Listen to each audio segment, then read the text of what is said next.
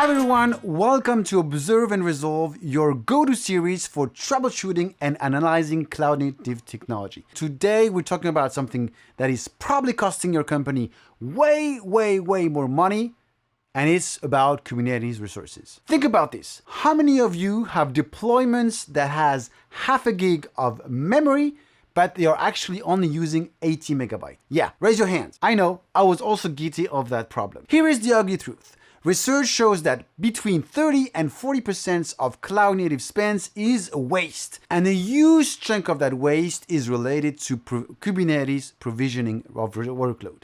You set resource requests in a very safe manner because you're scared, right? So you don't want your pod to get evicted. So you're requesting 2 cores when you only need half of them, or you request a gig when you need just 100 megs. And now you've got hundreds of pods doing this. You suddenly think that your node is completely saturated, so you keep adding nodes. At the end, your cloud bill is just screaming, your sustainability team is judging you, and the worst part, you can actually chase the waste using the Dynatrace app looking at the Slack.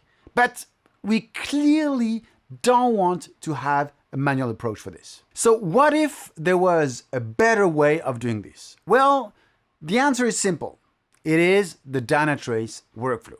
But getting the data and applying those changes has never been simpler since few weeks. Meet Smartscape V2. A few months ago, Dynatrace shipped something really cool, a completely new storage and query layer for all entity data. It's built on Grail, our data platform, and it uses a graph logic under the hood. Nodes represent entities and edges represent relationships. What does this mean for you? Every single Kubernetes entity is now fully queryable via DQL, our Dynatrace query language. Clusters, namespace, workload, pods, container, they are all accessible through query. And it also extends the data that we are able to store in Grail, such as the manifest of our Kubernetes deployments, pods, containers, whatever. And here is the magic. We can now detect underutilized workload automatically. We could calculate optimal resource value, easily get the manifest stored on the object, and take actions by creating either PR without manual interventions. Having access to the object manifest in a query language is a complete game changer. Today, I'm walking you through a production-ready workflow that does exactly this, right-sizing your Kubernetes resources automatically. So let's jump in. To achieve this, we will need few things. We need the Dynatrace operator installed in charge of collecting everything related to our infrastructure. So the pods, the namespace, and so on. And we get metrics, we will get events, logs into Dynatrace. And it will be also in charge of instrumenting our application if we don't have any OpenTelemetry instrumentation. All right, let's start in the Dynatrace UI. I'm navigating into the Smartscape. This is the new visualizations for your topology, and in our case, Kubernetes. See these nodes?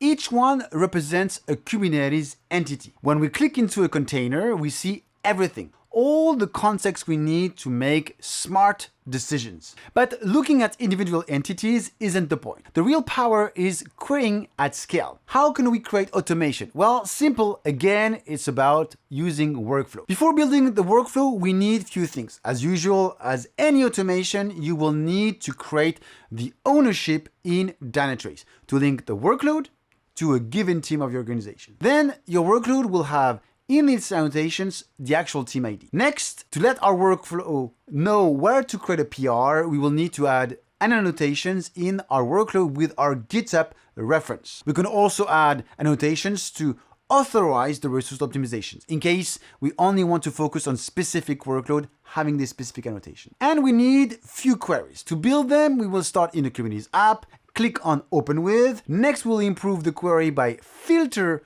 workload that requires the actual optimization. Then we rely on the Smartscape to get our GitHub repo informations, the owner, the Kubernetes manifest of our deployments, stateful sets, whatever we need in terms of optimizations. So this query fetch all the container instances from the last 7 days. We're grabbing their request resources, memory, CPU, and the actual average usage over that period. Here is the analysis query. We are calculating utilization ratio, so the current users observed divided by the requested resources. Then we filter, show me anything that is utilizing less than 70% of its request. So here is the smart part. We are not just flagging the problem, we are calculating recommendation. We take the actual usage, multiply by 1.3 for a safely buffer. That's our new recommendation. Safe, but right-sized. We can even think of storing these settings into an external file that we could import into Dynatrace as lookup tables and apply, for example, variance ratio based on workload type. Welcome to the automation of our story. That's going to automate the entire right-sizing process. Let me walk you through how this works. There are 4 main steps. We execute the query that we just described. We use a JavaScript actions to parse the results and build a Kubernetes resource patch. This is where we transform the recommendation into actual YAML that we can apply to our cluster. This is where we actually push the changes to our GitHub repository. So the workflow creates a new branch, commits the resource patch, and opens a PR against our main branch. Look at this. It's a real PR created by our workflow. It shows every changes, all the resource requests, and the new ones that we just recommended. The PR descriptions includes the summary of the changes